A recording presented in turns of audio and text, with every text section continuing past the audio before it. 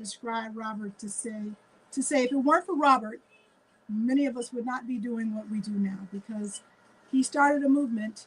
And I'm not going to give you all the juicy stuff because we're going to talk about it. But he started something here in Chicago that did not exist before Chicago and has had worldwide resonance. I'll just keep it at that, and I'll say thank you for joining us again. My pleasure. Awesome, awesome. So I want to make sure I can hear you. Hang on one second. See, when we're live, you got to deal with all the live stuff. So I'm plugging in so I can hear my brother talk. But hello, everybody out there who's watching. I hope you all had a good week as we get set up in our studio here in Evanston, Chicago. By the way, if you ever want to be a guest on the show or just come and hang out with us, you are always welcome to do that. We are always looking for opportunities to tell this Chicago story. And if you're a part of that Chicago story, we want to understand it. There are many stories about house music in Chicago. But undoubtedly, Robert's is one of the most important.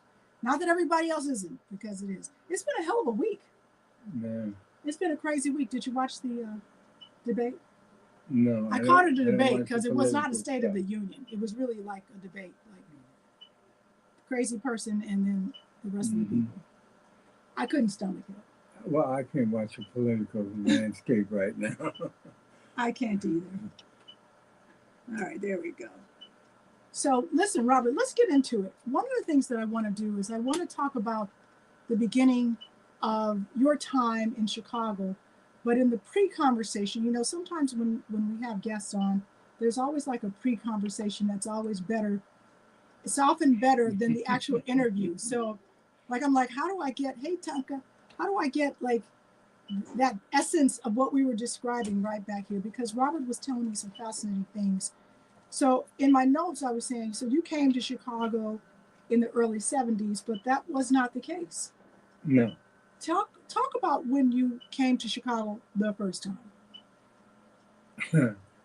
Well, I actually came to Chicago as an infant with my mother. Mm-hmm. She was pregnant when she was here, and then her and my father had a little disagreement. Mm-hmm. And she went back to New York. He came to New York to get her and brought her back and promised her the housing that she wanted. But he lied. Oh, no. So while she was here, I was a preemie anyway. I had gotten sicker. Okay. So they put me in a hospital here in Chicago, somewhere I have no idea. Mm-hmm. And her and my mother and my father did not resolve their problem. So she left him again, okay, and went back to New York and left me with him and my father's side of the family. Where were you guys living? They were living at 40, they owned a building at 48th and Prairie, one of the old gravestones. Okay. And unfortunately, because I guess of the nature of their relationship at that time, my parents,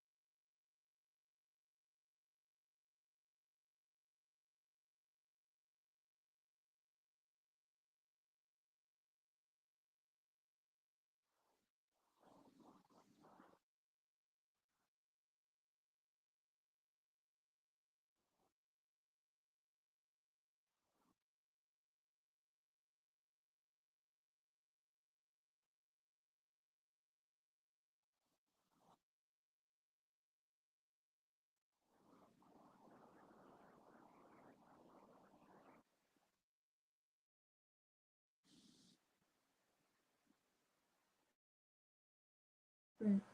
That's great. I'm sure they're very proud of you. She's very proud of you. She thinks it's hilarious. Yeah. Well, you done well. So that was something I think most people didn't know. When we talk about Robert Williams, we picture, I think our image, our community's image is that this was a fully fleshed out grown man who's a native New Yorker who came to Chicago. Mm-hmm. You know, you joined a group of gay people that you knew to start doing some social events, and that eventually that people were sort of closeted, so a lot of stuff was happening in people's homes or different bars. And I think we have this image of what the community was like when you came to Chicago. The places that we hear most about are the Bowery, the Den One, Jeffrey Pub, and other places. But tell us about what it was like when you came back. First of all, before we even get there, what motivated you to come back to Chicago as a young adult? I was in the entertainment business in New York. Okay. I really can't expound on what I was doing in college and after college. You say you can't expound on that? Well, not really at this point, but okay, that's part two. Yeah, part two for real. But my mother, right after high school, my mother decided to sell our building and move to LA. Mm-hmm. She wanted me to go with her, but I was like, mm. And you were a teenager at this point? Okay. So I was like, I wasn't really thrilled. So she said, fine, stay in New York. So she hooked me up a bank account and got me an apartment nice. in Harlem, up on the hill, St. Nicholas, and left. So you were very young and independent. Mm-hmm. Okay. But I worked for a very exclusive company back then that I shouldn't have been working with. But okay. However, in the entertainment industry. Yeah. As a matter of fact, a friend of mine, when I was a senior, a friend of mine, my buddy Jose, me and him, we didn't know, an upperclassman named Charlie Brown. He invited us to a party one Saturday night, but I told him I couldn't go because my mother wouldn't allow it. So he said, well, just tell him you're going to Jose's house.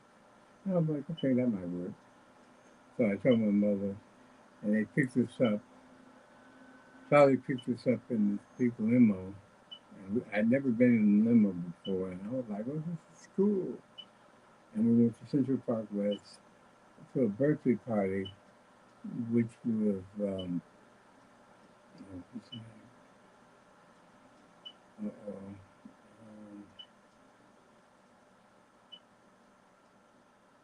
And I had a blank right That's there. okay. It'll come to you. Central Park West birthday party. Yeah, he's a musician. Well, anyway, he was an entertainer, and we didn't know who he was. Yeah. And that's where I met Andy Warhol and Truman Capote. Wow.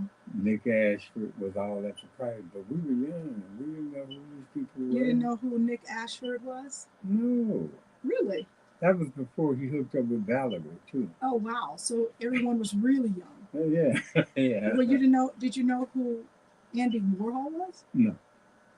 You just saw this crazy guy? I'm just out of high school. So you're like 16, 17 years old. These I didn't know who these people were. Okay.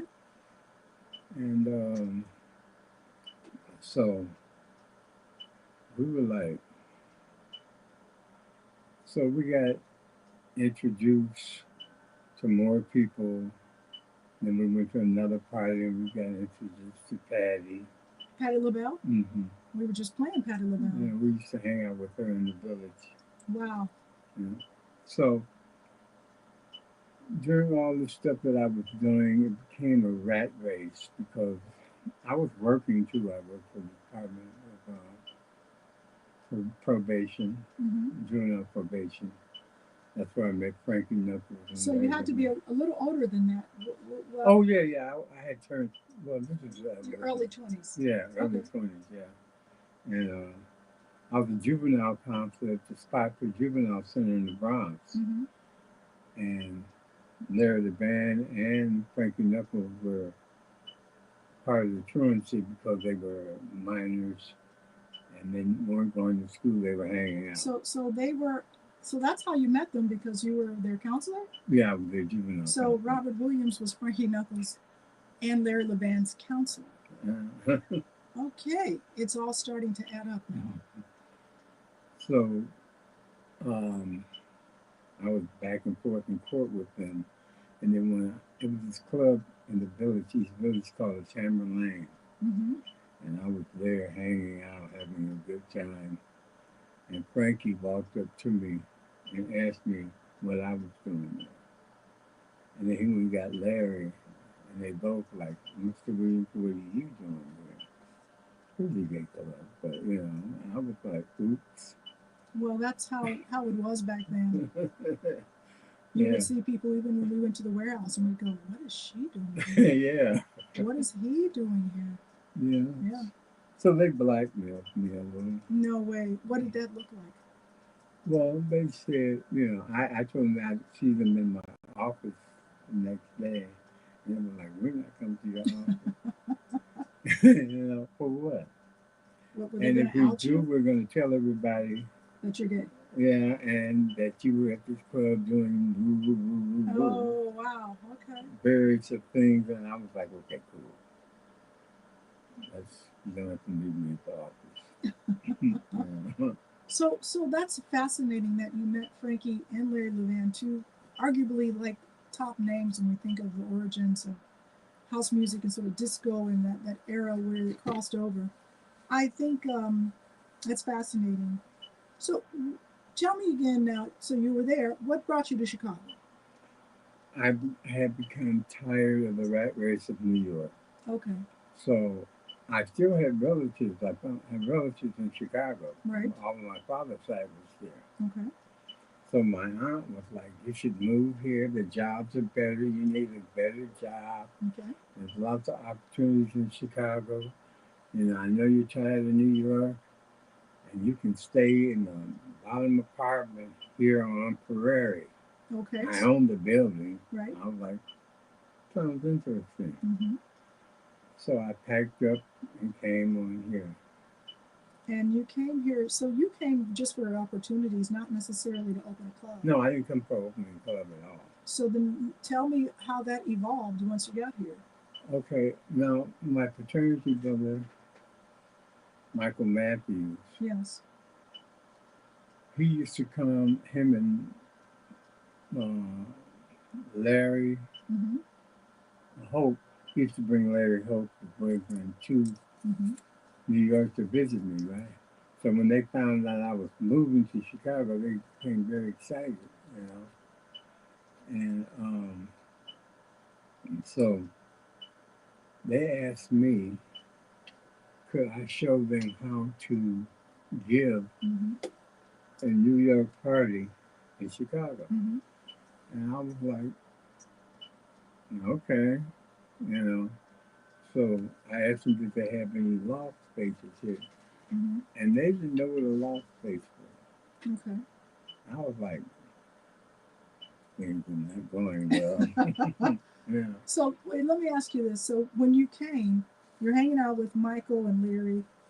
Where were you going? I mean, you were hanging out. I Where were went. you They going? took me to this club called Bistro, Bistro. Okay. in this white club, Mm-hmm. and you know they asked for ID, and I was insulted Mm-hmm. because I never had ID in New York. Period. We never carried ID. You know, so I was like, what's going on here? Yeah. You know. Yeah. So I was going there, and then another pal took me to the Jeffrey Club. Right. Okay. And I thought that was probably pretty wild. I liked it though, but it was pretty wild. It was. You said it was pretty wild. Yeah, because Chicago at that point to me was like what War said in their song, City, Country, City.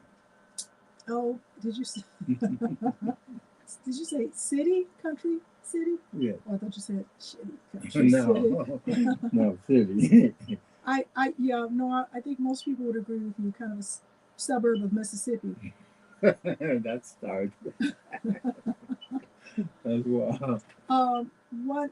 Okay, so I love this. So Larry and Michael were taking you around. They took you to Bistro, White Club on the north side, right? Somewhere downtownish. Yeah, around Gold Coast. Dearborn Yeah. and Hubbard. Yep. Around there. And then they took you south to Jeffrey Pub on 71st and Jeffrey. I'm trying to sort of nail down the timeline. When did that happen? What year? I was like 75. So 75, okay. So you were getting acquainted with the city.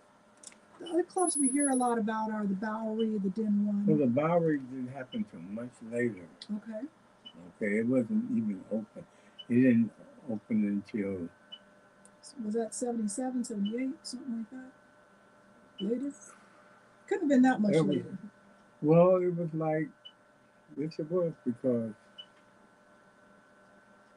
it was the closing of the warehouse. What? Oh, no. Yeah. Mistake. Yeah, it did happen kind of early. Yeah. As a matter of fact, 76. So Bowery was 76, and the Den One was 77, from what I read. Yeah. And they had another DJ before. But see, the Bowery, okay, before Michael, they belonged to a gay social group. Okay, Right. and they called themselves Us. Us. Okay.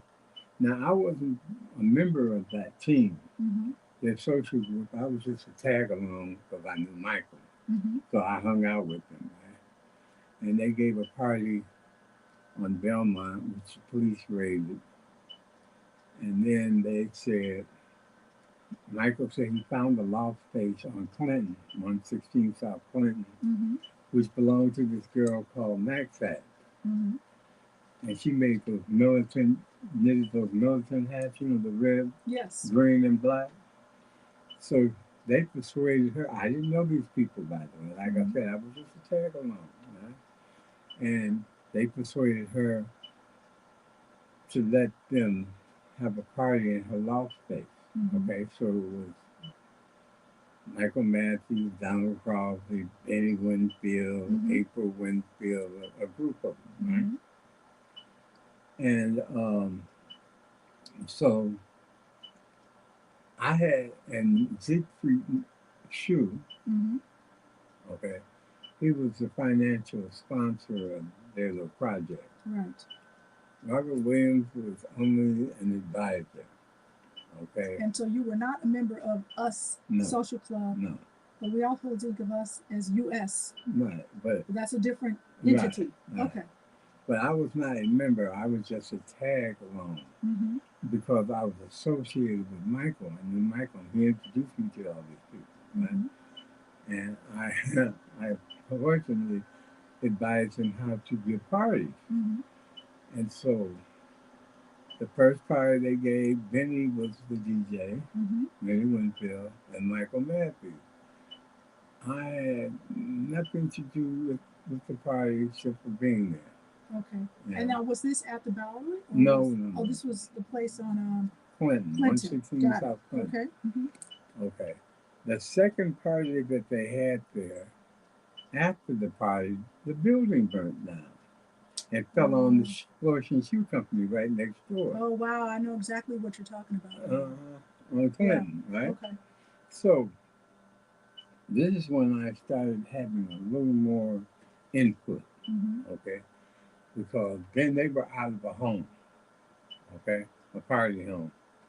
And so the people who owned the girls' building on 16 South Clinton also owned the building that was connected on the corner across from Union Station, which was the address of 555 West Adams. Okay. Right? And me and Ziggy went over there to talk to the broker. Arthur Lipschultz was his name. Okay? And he persuaded, all the stuff is burnt up in the building over there. What?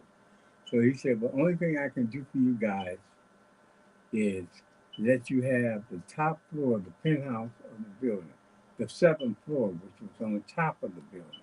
Was it a walk up? One flight. The elevator only went to six. And you had to walk Okay. on. Yeah. So that's when I got a little more involved because I taught Michael how to decorate. Because I know how to do all this stuff. Okay. And, I was having fun. And then they asked me to DJ. Well, it wasn't good, but I did. Robert Williams, yeah. at one point, was a DJ. Yeah. For the So, record. the social club at that point, with all of them, right? Yes. They were having internal strife, not getting along because they were supposed to be paying dues. And Donald or somebody in the church or whoever they were, I was still not involved. Sure. They were having a big argument. So they decided to vote me in as their president. Even though you weren't a member. Right. But I was with them, A tag along that became a member. Okay. Which was a mistake on their part because I looked at things on a business level. Sure. Okay. As a New Yorker, I was like, what the hell are y'all doing? So I hired a lawyer and expounded one of the members, which was Donald. Got him kicked out. And then with April Winfield helped me incorporate. Was April related to Benny? Yeah, his wife. Oh, that's Benny's wife. Got it. Okay. Yeah. So at that point, that group left, decided because they were mad at me for putting Donald out. Okay. So they left and formed their own club called the Bowery. Okay. Donald talks about that in Barbara Allen's documentary that was on WTTW. That was a little twisted. Okay, well, yeah, I wanted to get to that because, there's a lot of stories and there are many interpretations and perceptions of what happened. And that's why I want to talk about the beginning of this because it's a really critical period when we're talking about 75 to 77 when the warehouse was open. Okay, so continue. So when they did that, they left. They got mad. Everybody left except for me, Ziggy, and Benny. But Benny was having a relationship problem, okay, which I'll tell you about later. Well, listen, we understand that, let's just be clear, people who are part of the LGBTQ plus community back then, they were often fraught with difficult relationships. Yeah. Because it was not widely accepted in families and in the community to even have a relationship. Well, of any sort. Okay, so they left me and Ziggy. Yes. Okay. Everybody else went and they opened up their club called the Bowery.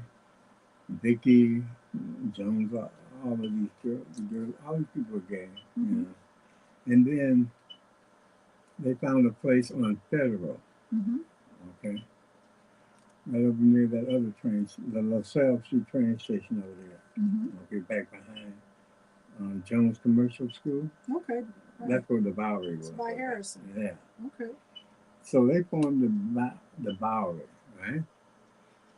Now, meanwhile, when they left, everybody followed them. Okay, so they didn't have no more parties up on 555 West Adams, right? Now, what was the name was that the first warehouse? Well, you could say it was, in a sense, yeah, because it was in warehouse space, and yeah. But it wasn't known as the warehouse, no. But it was kind of the predecessor right. to that. Okay. And maybe people did call it the warehouse, I don't know. Right. Okay? Because when I took over, things had fell apart because of my action. Mm-hmm. Okay, putting down out made all of them mad. You Yeah. know? Yeah. So they left. We'll fix you. you know, Okay. So you have it's, a club, but you're not going to have anybody in we had a club and there was no one in it. it. Okay, when people found out, Wow. they Yeah. said no. Okay. Okay, so here we have 10,000 square feet of space and no one. At 555 West Adams, Right. nobody's in there because the owners, well, the No, organizers, Benny, April, Vicky, etc. all of Vicky, them, they yeah. said Us, we're out. the us The Us group. Studio. No, So the us group. Us Social Club Right, versus US Studio, which we'll get to. right. Okay, yeah. Us, the us group. Okay, they dropped the us group and renamed themselves the Bowery. Got it. Okay, Okay. so they were no longer us anything. They were the Bowery. Mm-hmm. Okay, so me and Ziggy was upstairs at 555 looking stupid because we didn't have no customers, no nothing. And the space was huge, 10,000 square feet. Wow. Okay, Mm-hmm. so we was like, okay, we're done. All right, and so me and him was hashing over. I guess we're gonna have to pack this and take this out of here. And we were sitting. The building actually went from the top floor Mm-hmm. of 555 or 7, went from Clinton all the way to Jefferson. That's a big building. Yeah, it still is. It's new now, newer Okay. building. They tore the old one down. Mm-hmm. So you sat on this end of Clinton, you could look right down on Canal, on Clinton Mm-hmm. at the train station. On this side, you could look down on Jefferson. Mm-hmm. So we were sitting on the Jefferson side, the west end of the building, right? Okay. And we saw this little Art Deco building for rent. And so, as a business person, I said, we're going to have our own club even. So, let's start a membership drive. So, April Winfield helped me get a lawyer, which is Mr. Herbert N. Sherrod. Mm-hmm. What you call Bob Sherrod's brother. Bob Surratt's brother. Okay, Right. yeah, Bob Surratt. Yeah. So his brother was my attorney. Okay. So I went and talked to him, and he said, "What are you doing?" So as a New Yorker, I explained everything, and he said, "Well, I'll incorporate you. And what do you want to be called?" So I said, "Well, since they left the name Us, we'll put Us Studio." Got it. Okay. Okay. So was the name always Us? Why did people refer to it as US Studio? Because it was U.S. Mm. But originally it was Us Studio. No, originally it was Us. Right. The social group name was Us. Like Right. our group name was Us, I understand. not U.S. But people There was no studio. Oh yes, Us Social Club. Right. But you took the name Us and attached it to studio, so it was Us Studio. Yeah. So when did it become, or did it ever become U.S. Studio, or did people? No, it was never U.S. Oh, studio. so people just called it that. Right. Got it. Right. Because they couldn't differentiate the meaning of U.S. Versus Us. Yeah. Okay. Is it U.S. or is it Us? You know what I mean? Same spelling.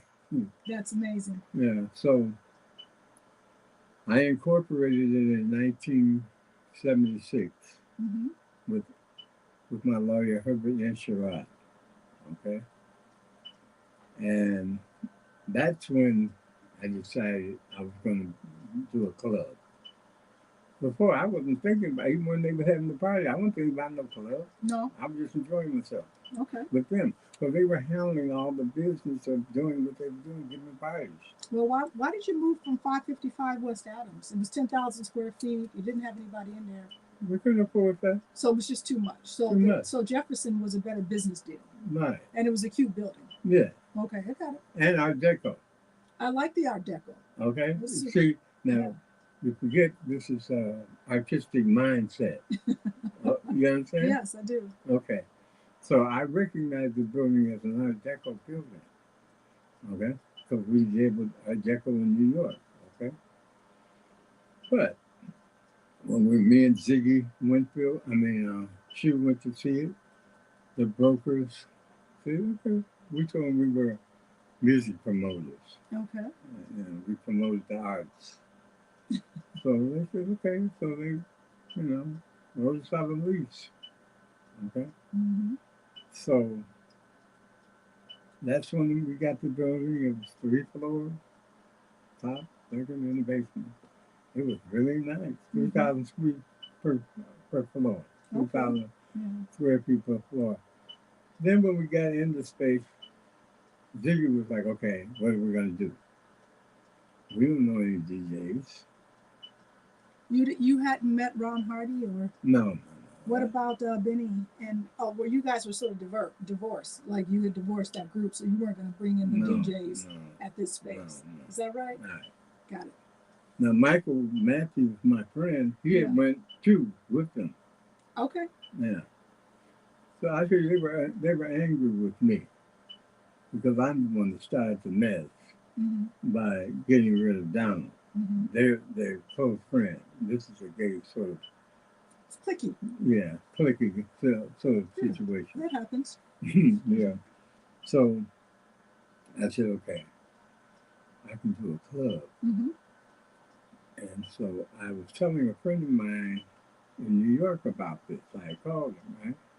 And he was like, why don't you come back home and get some of your homies to help you do it? I said, oh, yeah, that's a good idea. All right. So you were reaching out to your circle of friends for support. So, and those were in New York. I reached out to my New Yorkers.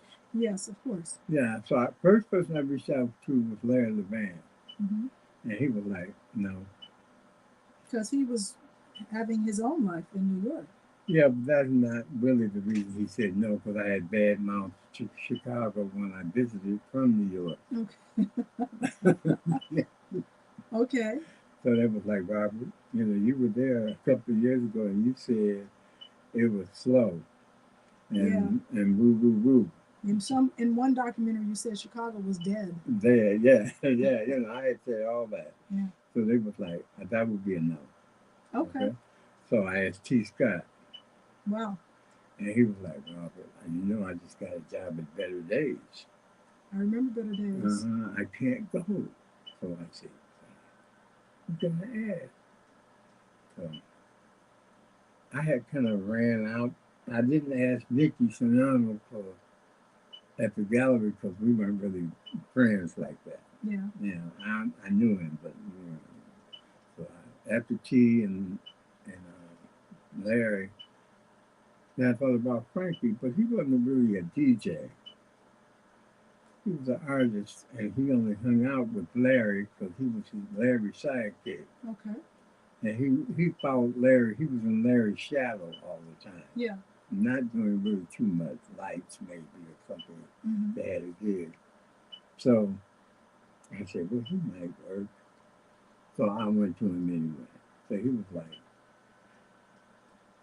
didn't you say Chicago was? I said, yeah, but things have improved. I'm just telling him. Yeah, improved. So he said, well, I said, plus, I have a building. Now, he went to Parsons School of Design. So he knew about Art Deco and all that. So I said, an Art Deco building too. So I showed him a picture of it. He thought, well, that's cute. I said, well, why don't you come out and look at it at least?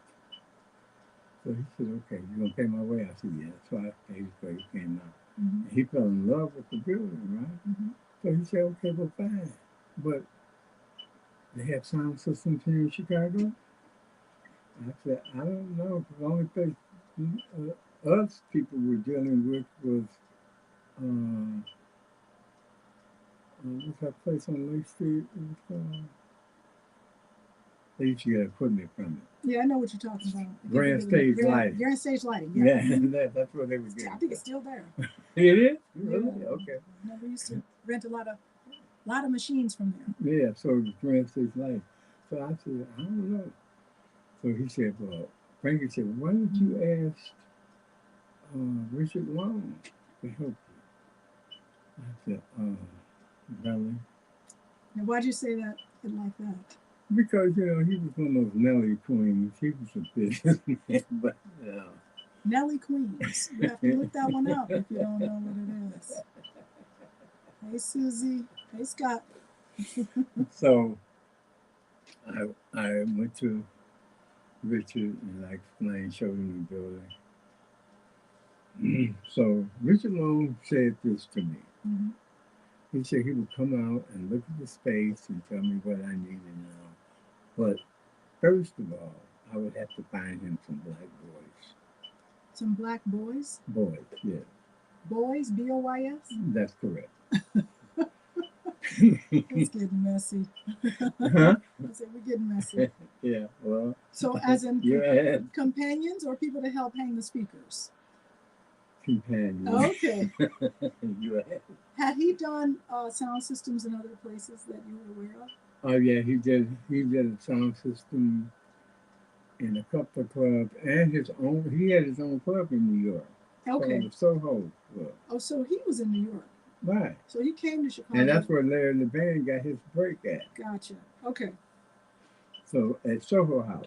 So Richard Long was not only a sound guy, but he was a businessman too. Mm-hmm. So he came out. He fell in love with this guy. Is Richard still with us? No. Okay. When did he pass? A couple of years ago. Oh, just recently. Okay. Maybe 5 or 6, maybe. I'm not sure. But Ziggy said that he would, you know, sponsor some of the payment for it. Okay. And I was like, okay, great. But Richard said he would cut the other payment off if I found him more companions while he was here making the installation. So I said, no problem. All right. Tonka, are you catching this? No problem, right? So he came out and measured the space and made the sound system, the tweeters and shit, everything for that particular space. And then Frankie came out the second time. He sent all the equipment, the speakers, and sent by rail. Okay. Wow. So we got all our equipment by rail, you know. And Frankie came out, and him and Frankie went through putting things together the way Frankie wanted it. Okay. So he designed the system for the warehouse to the T. That's amazing. And it was an analog system at that time. Of course. You know? And the tweeter, we had tweeters, L-Tech Lansing horns, with big wide horns with the top hanging. Under them, we had the mid speakers. We had 13 12-inch speakers in it, in the bass bottom. So it was all the way around the room. These 4 corners and 2 basses. Yeah, that's why you could hear that train going all the way across.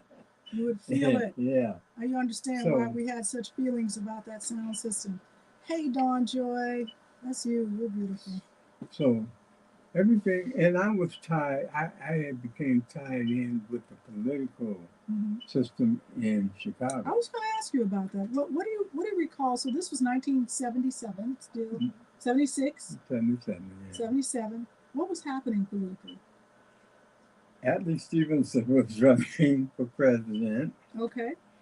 Which he didn't win. No, he didn't. But I was hooked up with the father, Richard J. Daly. Okay. Okay. So I informed him that, you know, he told me to join the Democratic organization and bring him votes for that district. The district down there by the warehouse? Yeah. In Jefferson. Okay. That alderman. I forgot his name.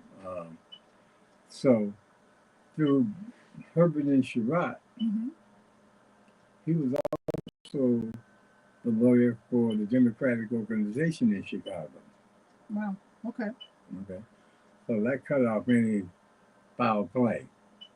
Okay.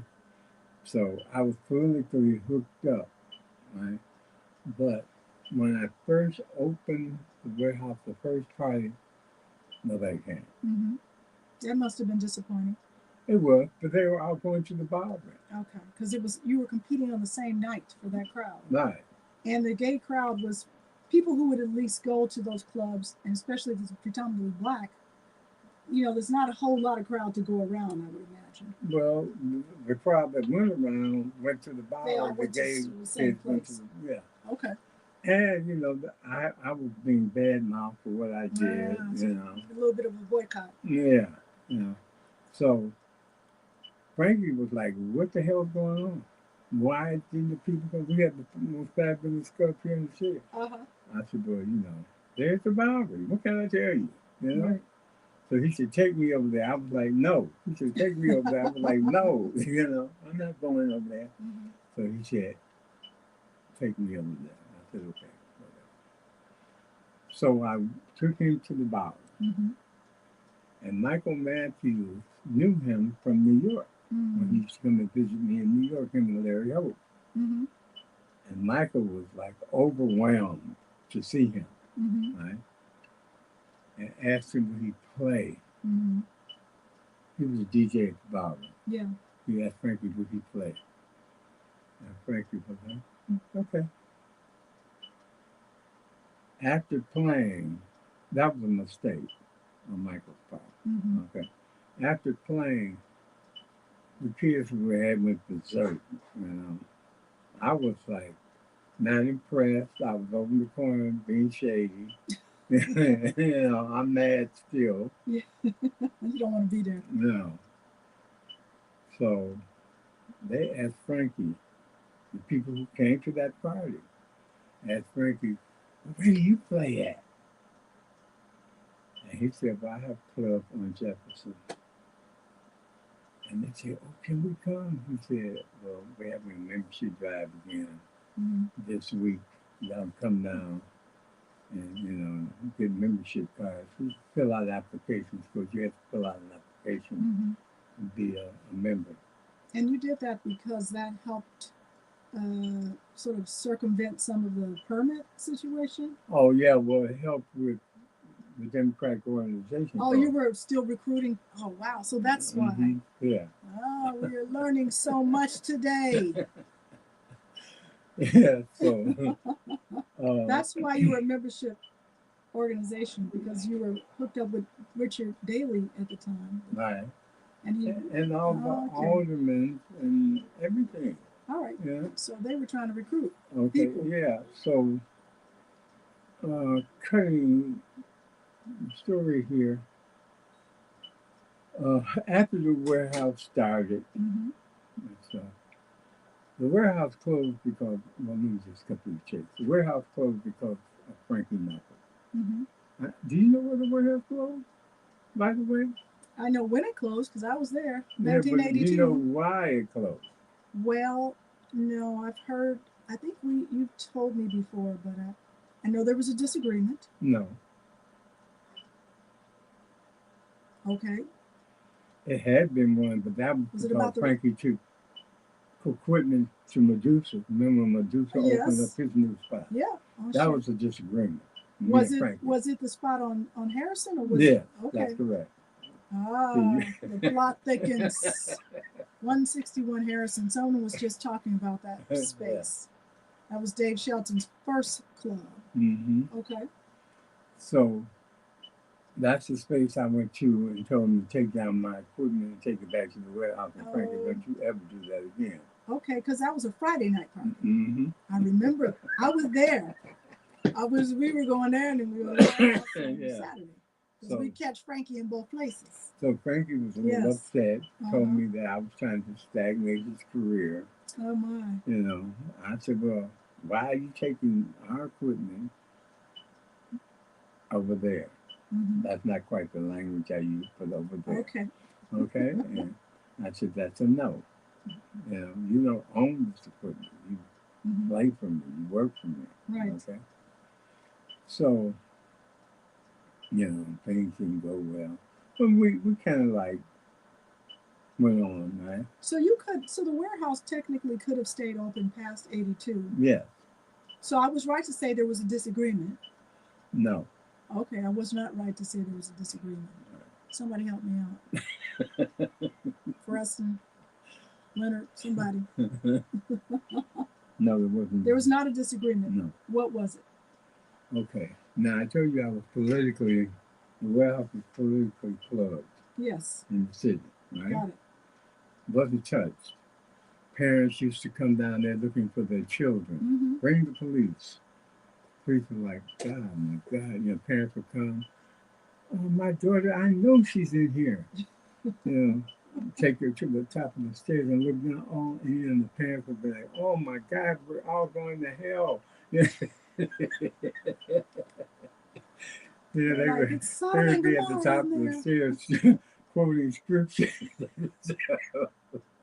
Well, my parents would have been quoting scriptures if they knew I was there. Yeah, well, hey. I was like, yeah, you don't have to worry about it. It's all fun. It's all good. Yeah. No sin So, here. what happened was they had a new turnover in the building department. Mm-hmm. Okay, and they recruited some new rookies. Okay, and they were down on Jefferson looking at the buildings. Mm-hmm. These are new building inspectors. They didn't know what they were doing, sort of, kind of. They were just new rookies. So when they got to the warehouse, they heard music. Mm-hmm. So they knocked on the door, and Frankie opened the door, and they was like, "Okay, what is this?" On a Saturday night? No, it was during the week. Okay. But they heard music. Right, he was down there Practicing playing, or something. Yeah. Okay. So they was like, "Well, what is this space?" Because you know it doesn't look like anything from the outside. No, It just Art did. Deco building. Yeah. So Frankie said, "Well, this is my space, Mm-hmm. my club." Because he was living there. Yeah. That's right. Mm-hmm. Okay. he told him it was his club. Okay. And they said, "Oh yeah." So he invited them in. They did a walkthrough with him. How many people you have in here on? You open on Saturday? Yeah. He said, "Yeah." And he said about 300 or 400. And they said, "In this room right here on this floor?" And so he said, "Yeah." So after the walkthrough and stuff, they turned around and wrote him about 67 citations. Oh, wow. Okay. Then he turned around and told them, "I don't really own this. I was just that guy Robert Williams Oh, my God. is responsible." Uh-huh. Right? So they wrote the citations in Frankie Knuckles' name. Mm-hmm. Then they had to scratch his name out and put my name in after he told them that. Mm-hmm. So they wanted the whole dance floor ripped out because it's a timber building. Okay? Okay. So a timber building is most of these houses and stuff in Chicago are made of wood. Mm-hmm. I remember that. Okay? So, and the warehouse, unfortunately, was not made for what we were using it for. 300-400 people dancing on the floor. Yes. And the So floor. now we find out. Hey, Louis Green. And the floor, I don't know if you ever noticed, but the floor used to like give a little. You know, listen, everywhere we went, the floor would give a little bit. I think the Sours was the only place the floor didn't give. It was concrete. I think it was concrete. But I think they all kind of gave it. Yeah. So, but the inspector said it was going to go. Oh, wow. It was unsafe. Okay. The beams had been there from 1921 when the building was built. So we were lucky we all got out of there alive. Yeah, probably. Yeah. So after that, the owners who owned the building that I was leasing from was the Water Saver Faucet Company. They used to make faucets at the warehouse. Okay. That's what it originally was. Wow. Okay. So they said, "No, Robert. How did you let them in? You know it was a no-no. You were never supposed to let them in." Mm-hmm. I said, "Frankie did it." Okay. So they said, "Well, Frankie's caused you a big problem because we're not going to replace the whole floor. No. So you're going to have to close if they bother you." Like, we're not paying any more for any citations either.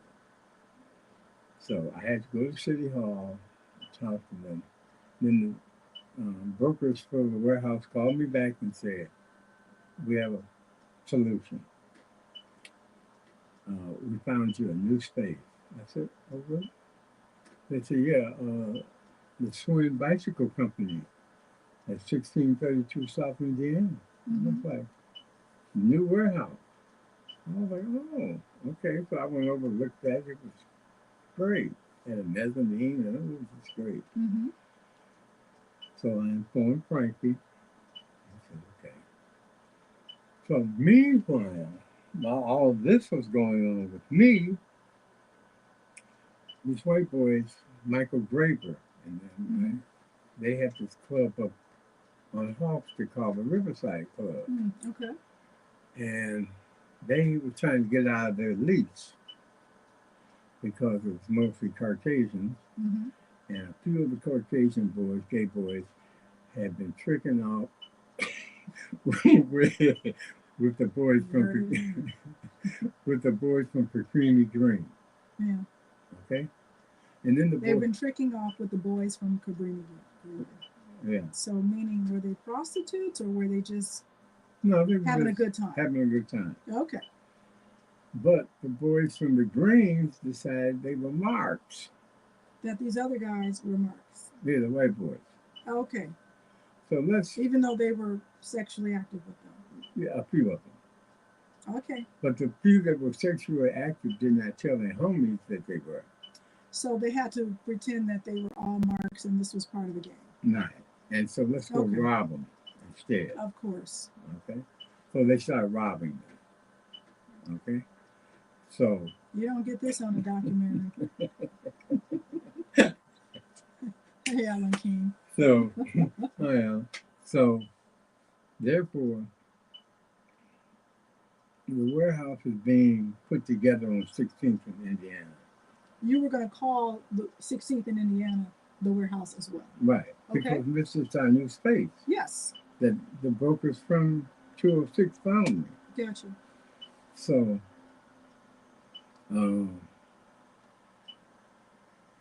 Michael Graver called me up and said, "Robert, my boy Pardon, we told Frankie about it. He's interested." I said, "Interested? We interested in what?" He said, "Well, you know, they got to get out of the lease, you know, because their clientele is being beat up by these black boys at the projects. They can't have that. And these white boys ain't going." You know? So, okay, go ahead, sorry. So they told Frankie. Frankie did tell me now. Like what he said, he wanted to go out on his own. You know, he still probably still salty with me about the Dave Medusa act. Yes. You know, still salty about that. So he said he wanted to go out on his own and do his own thing. So he was leaving, opening up his own club. And I said, "The Riverside Club?" He was like, "Yeah." So the Riverside was 1015. Got it. Okay. That was the power plant. Right. Before there was a power plant. Right. That's correct. Okay. So. And so he got that because the white boys were getting beat up by the Cabrini Green boys. You know, there's so much in this story. I hope our next people don't show up so we can talk a little bit longer. They're kind of late because there are many things I want to unpack. Like, you know, I am very interested in hearing the LGBT part of the story because it does get kind of lost when we talk about, you know, the genesis of this community. But also the Cabrini Green story. I don't think we think of gay boys in Cabrini Green. The gay boys are everywhere, of course. Right. But I can imagine how the that boys, would be. The boys in the Greens were bisexual. Well, many boys. They would, as we say today, they were DLs. Well, yes, of course. They were as complex as sexuality can be. But I would imagine in a place like Cabrini Green, you had to be. You had to be in the, yes, I mean. In that environment. Being gay was seen in many communities as a weakness among men. And if you're in that environment, yeah, okay. So I don't want to stop you, please. So therefore, Frankie decided to leave. Mm-hmm. So I'm still working on the warehouse at 1632 South Indiana. Right. And oh, by the way, I went to New York also Okay. and got my other boy, Ron Braswell, Ron Braswell. Right. okay, to come help me. The things have gotten ugly. I remember him. He was at the door. Mm-hmm. So now I'm over here on Indiana, scrubbing and carrying on and redesigning this space for the warehouse. But I don't have a DJ. But my DJ had just left. He's at the Riverside. He went to trying to open up his own club, right? So I said, well, that's fine. Okay. Then Ron Bressel came to me during one of the work hours and said, I got somebody for you. I heard him at this place called the Ritz. And I was like, who is this? And that's when he introduced me to Ron Hardy, right? Now, I had seen Ron Hardy before at the Den One, right? He wasn't, I don't know why people say he was a resident DJ there, but he wasn't. No? No. Okay. There was another guy. Yeah, but, Okay. he seems to be affiliated with the Den One. He must have He was been there affiliated, often. yeah, but as a patron, moreover, okay? As far as I was concerned. Okay. Okay? But, so he introduced me, and I was like, okay, whatever. So, my brother told me he played at the Ritz, this club on State, and, what's that? Yeah, I remember Chicago area, Yeah. somewhere around there. Yeah, I used to go there. Yeah. Yeah. So, I said, that was more like a bar. There was a bar. It was sort of like the Jeffrey Pub North. Yeah, it just had like a little dance floor. Yeah, we used to go there. Yeah. I remember being there a lot. So. Then they opened a waterworks right next door. Yeah, correct. Yeah, I remember that. Okay. Yeah. So, Ron Hardy, I told Ron Hardy, would he be interested in working for me? I told him what happened with Frankie left. So he told me no. You get a lot of no's, man. And I was like, no. You work in a little lounge, So he said, no, I cannot do any follow-up work behind Frankie Knuckles. Oh, okay. He said, and you're not going to get no business anyway. Wow. He said, because everybody's going to follow Frankie to the power plant. I was like, they might, they might. But unfortunately, he didn't know that I was a true business person. Yeah. A New York guy at that. Okay? So I thought about it. And I said, oh, wait a minute. I know how to fix the solution. I forgot I also owned the music box in Albuquerque, New Mexico. Oh, wow. Okay. So I said, my partner, Tony Miner, left, I used to have the music box in Mexico and fly back to the warehouse in Chicago. So I had two clubs. Look at you. You heard it here first. So I just had, we had dissolved the music box, but I had to charge it. Okay. Okay. So I said, oh, I know how to do this.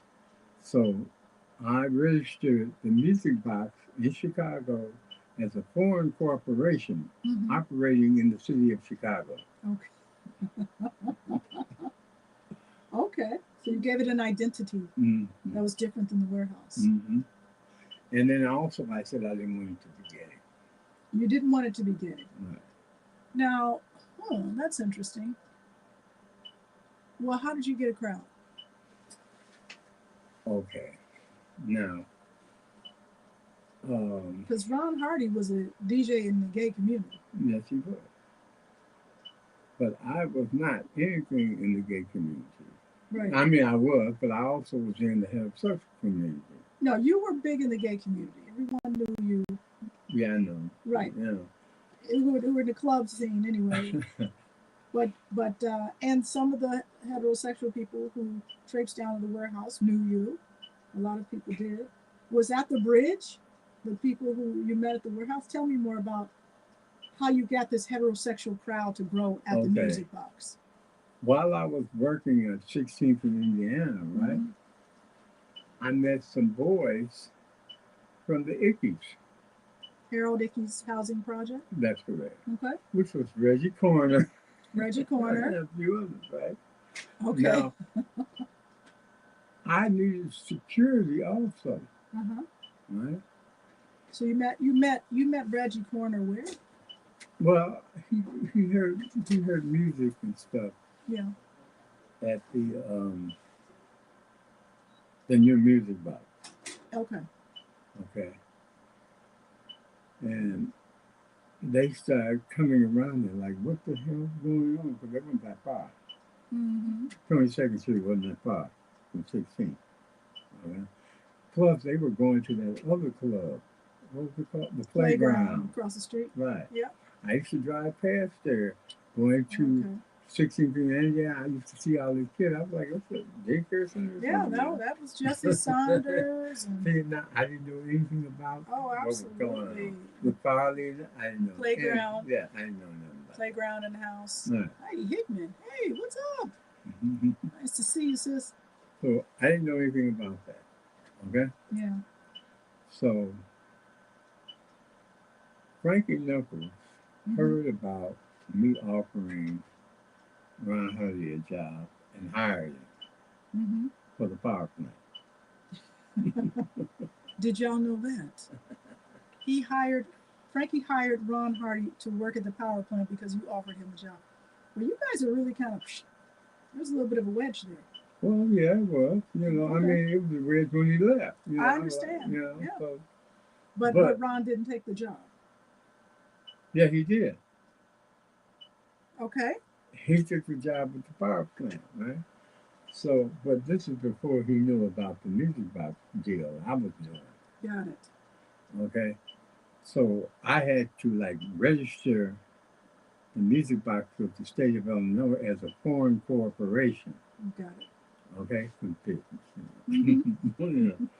So I was working on a lot of that Yes. with my lawyer. Okay, in the city. Mhm. Like, look, I hope he didn't know, you know. Right. So I reapproached Ron Hardy. All right?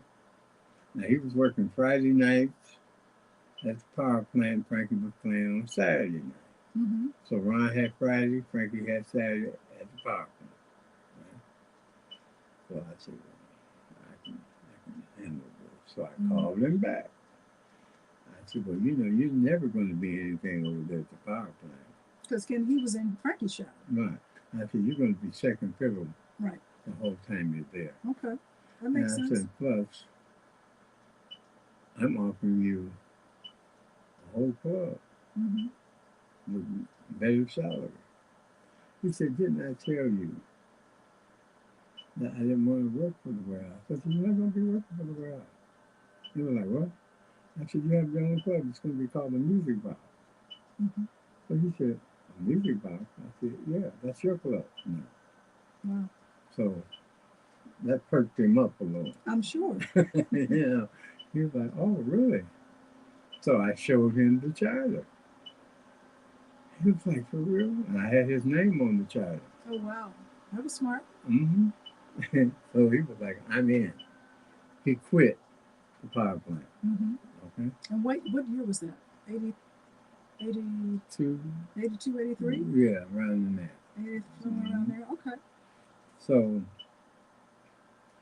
then, since I operated the warehouse, Frankie was a DJ and Frankie's an artist. Mhm. I was the businessman. So it's an artist and a businessman. Mhm.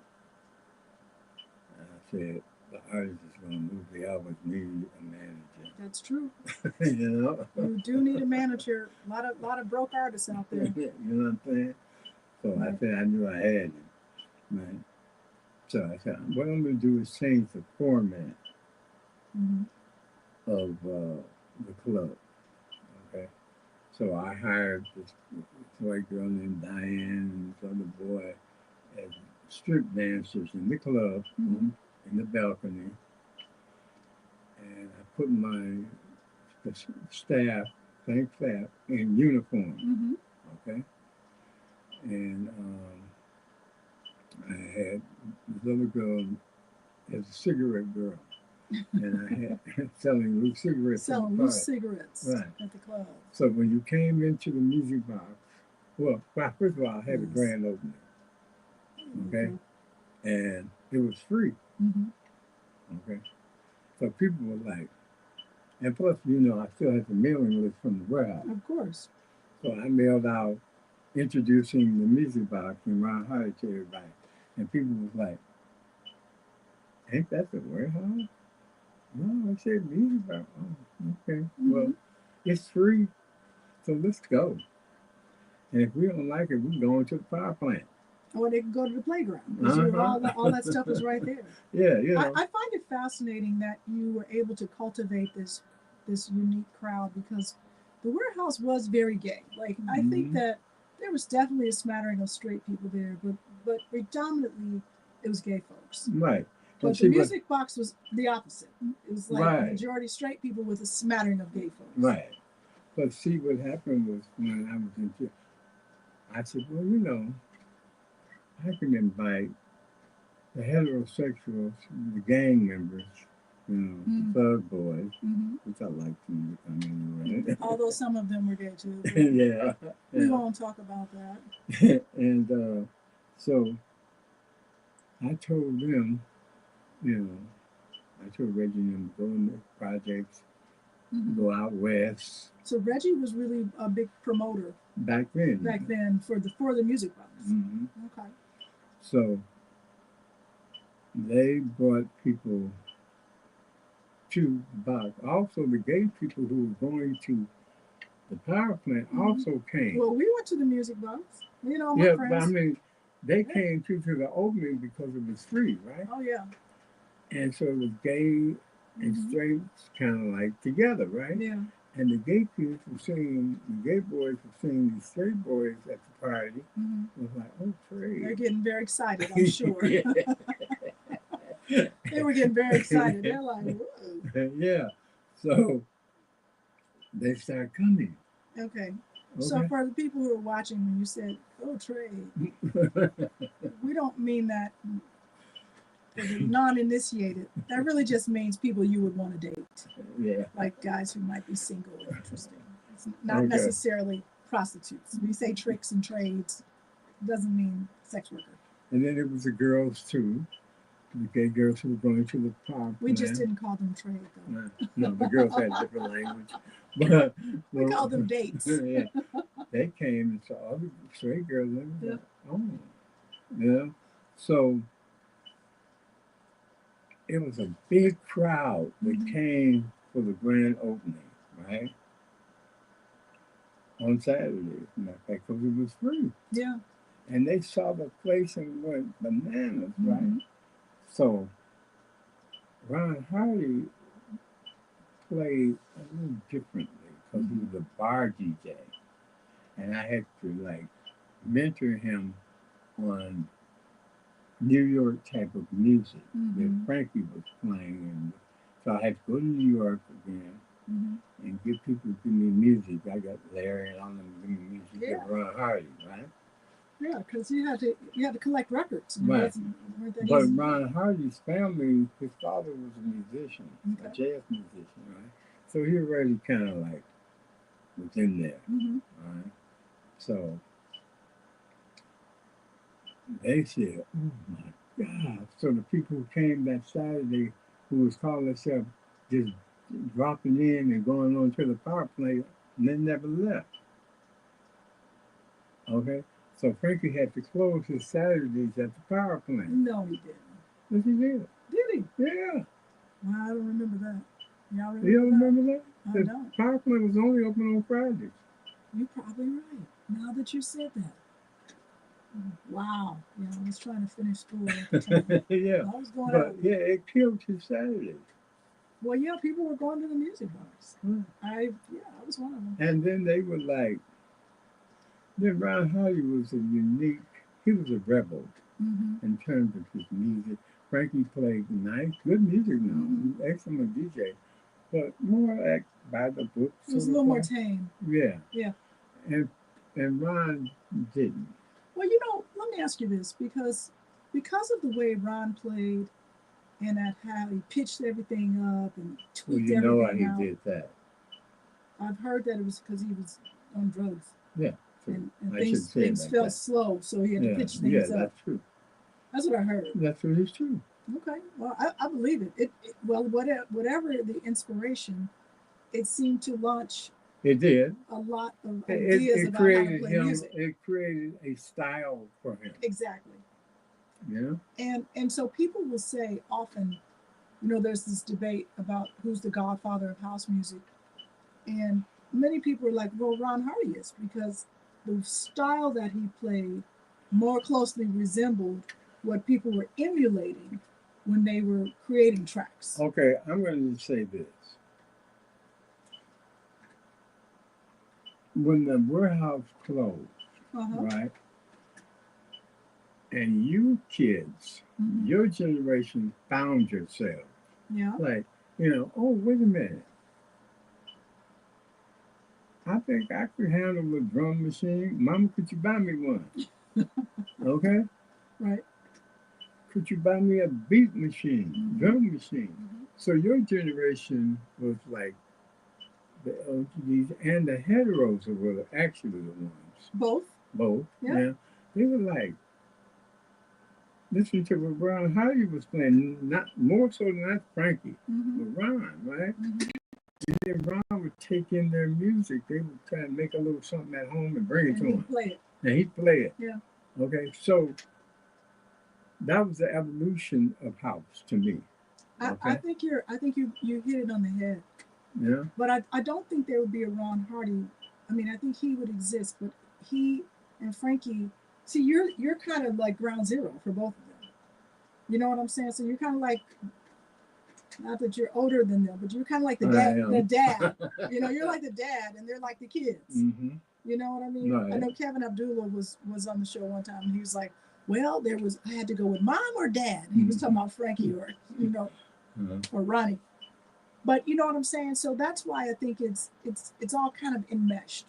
So it's difficult to tease out and say, well, Ron Hardy was one. I think he may have been more influential with those heterosexual kids who weren't informed or influenced by Frankie so much. Right, because Frankie was actually more dared than Ron. Yeah. Ron was actually more like a DL boy. You know what I mean? Yeah, he looked like that. He kind of had that affect. Because he was arrogant and a lot of things, And Frankie was New York and Ron was Chicago. Right. Yeah. So I mean that tells you a lot right there. Native New Yorker versus Southside. Yeah. So I think it all makes sense. Okay, we have got it all figured out, people. Miko agrees. Tonka, you agreeing with me? But this. Hey y'all. This is those why. My kids too. Dad. I think it's important. I love that we're having this conversation where we can take the time just to really unpack the architecture of this sound. And Don said it's Robert's fault. What's Robert's fault? I don't know. Something's your fault. Because it's not as simple as this person created this, No, it's not. Because what you guys did to me, okay, following Ron Hardy, right, created a whole evolutionary kind of pitch on house music.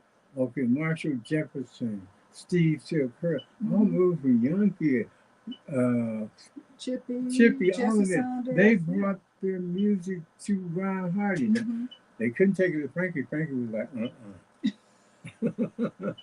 You know what I'm saying? I could see Frankie now. I'm not playing that.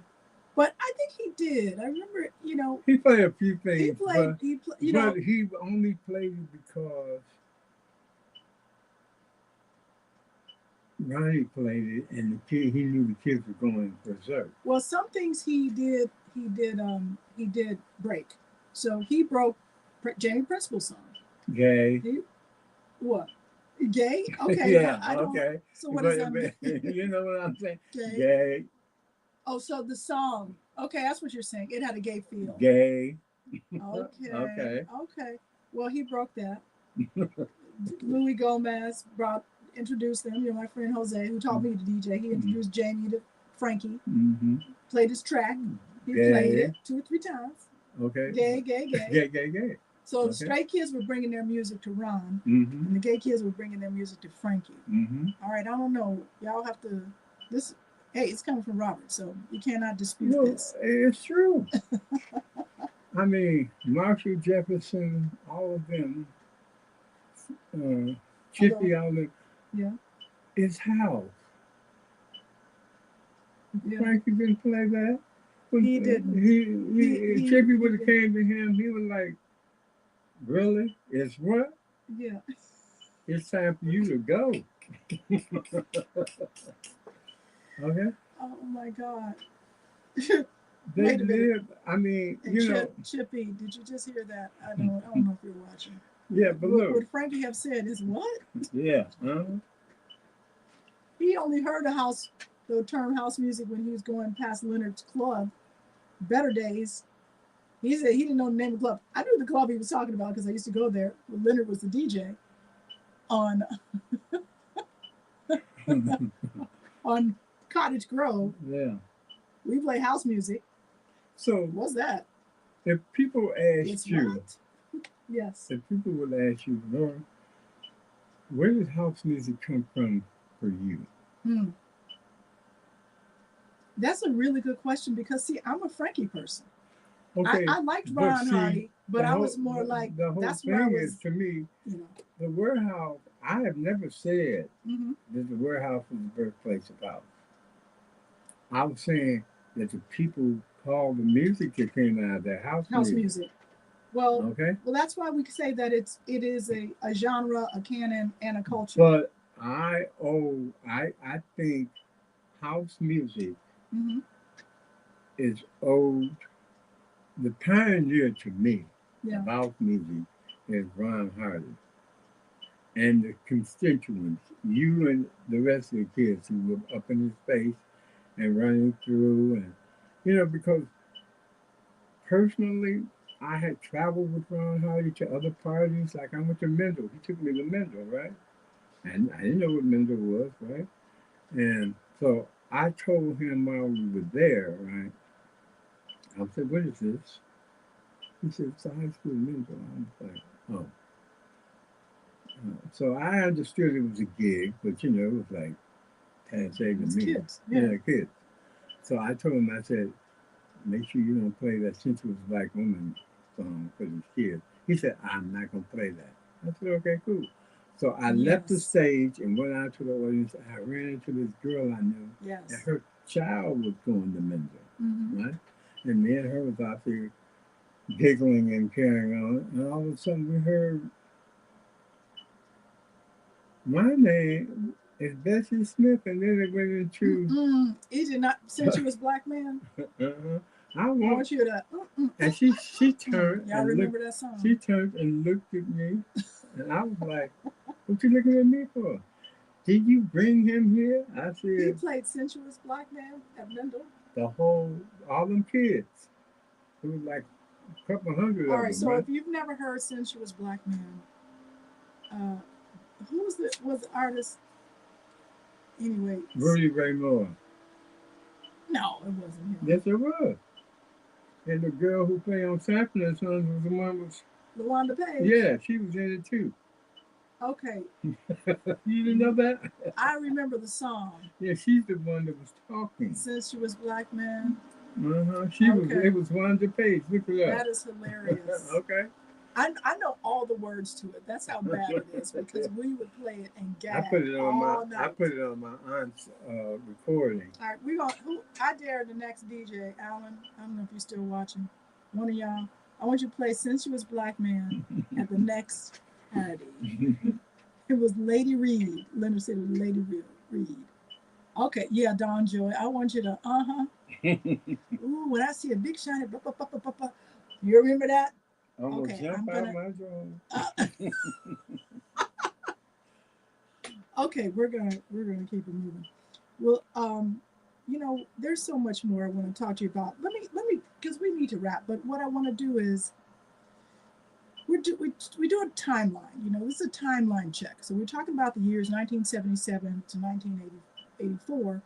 So the beginning of Robert's tenure with the warehouse through the power plant, through the music box, and in '84 where we had the first tranche of house music records coming out of Chicago with Jesse and then Chip and then others. Um, Let me ask you this. There are a lot of documentaries. We hear about like this era from a lot of perspectives. What do you think has not been told correctly and why? I don't think the after hours scene in Chicago was told correctly with the gay community for one, like Lonnie Pools and all that. Yes. Um, and how it evolved. You know what I'm saying? Mm-hmm. Like I said, you guys and the heterosexual community during the 83, 4, Mm-hmm. during the Ron Hardy era, was responsible for the evolution of with Farley and them. Yeah. That period Sure. was the introduction to the evolution of house music. Yeah. Okay? I can't testify about sock hops that you guys were doing, you know? Sours was not a sock hop. That It was, resembled one though. yeah, Like a citywide sock hop. it was funny. You know, I went through a That, couple, I was like, what is this? listen, well, we were imitating what we saw. I was We, like, what is this? And then I found out it was a restaurant and I really cracked up. well, that was my coming out party. Sours. So And what was that one over there on Illinois? No, it was close to the lake. In the basement. I don't know. Illinois close to the lake. Y'all remember what that was? I don't remember. There's so many. I can't remember. There were so many. We had a lot of clubs. We could do a whole show just on clubs. I want to talk about so many other things, but we're out of time. So listen, we're going to get deeper into this conversation with my friend Robert Williams, who, as you have seen, is the historian. Okay, and they met, uh, and he knows where the bodies are buried, where the trade can be found, and many more things that are not appropriate for this show, but maybe for over a cocktail. I think the next time we talk, we're going to have cocktails, and we'll do it in a different format, so you can cuss and tell secrets and all that good stuff. One other thing I want to talk about, we don't have time today, but the next episode, we're going to get into house music and a thing that affected so many people that we know at the exact same time that house music was being born, which was HIV. I don't mean to put a blanket on this conversation, but that was wild. That was a wild period. It was a very wild period. We lost a lot of people. So that's because of government lies. Well, there's you're about to open up a whole can of worms. Anyway, listen, I want to thank y'all for tuning in to Vintage House Show. We're still doing it here. I want to give a special shout out to all the folks who are watching: Annette, Alan King, Day Butler, Dawn Joy, Leonard Roy. I appreciate y'all so much just for tuning in and being a part of this community and a part of this conversation. Miko. And I also want to say we are celebrating 10 years of Vintage House. The Vintage House Show has been on for 10 whole years. We're going to do a special celebration honoring the folks who've been a part of this community. I've been really blessed to have been able to talk and interview folks and capture these stories. Like Roy. Roy, I was going there, is that we've lost so many people in our community. Roy Bryant has been on the show a couple times. I think he came with you. He brought you up here once. And Roy was a friend to so many people, a great friend to so many people. And really devastated that we have lost Roy. I remember so many days hanging out with him in Craig's basement and with our mutual friends, and I know that he was so close to so many of you. So we're sending him off with love. His service is this Friday. I know many people will be there to honor him. But not only Roy, but Craig Cannon and Terry, and I can't even begin to tell you about him. Elijah. There's been like 8 people who've been on this show who are no longer with us. Wow. And so I'm really feeling blessed that we've been able to capture those stories and save those stories about the history of our culture and our city and the people who contributed to house music and the dance community. So more on that later. But Vintage House is doing our work to try to preserve those stories and make them available to you. So we will keep you posted as things develop. Rest in peace, Roy. I'll see some of you, I'm sure, soon. And let's keep it going. Peace out. Thank you, Robert. You're welcome. Can we say thank you to our senior?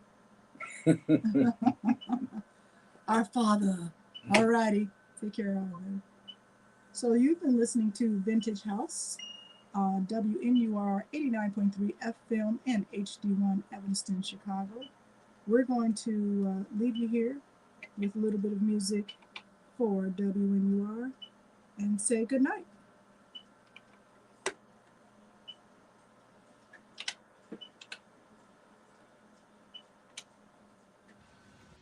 Thanks for listening to the Vintage House Show podcast. Please subscribe and share, and check us out live, WNUR 89.3 FM, Wednesdays at 10 o'clock.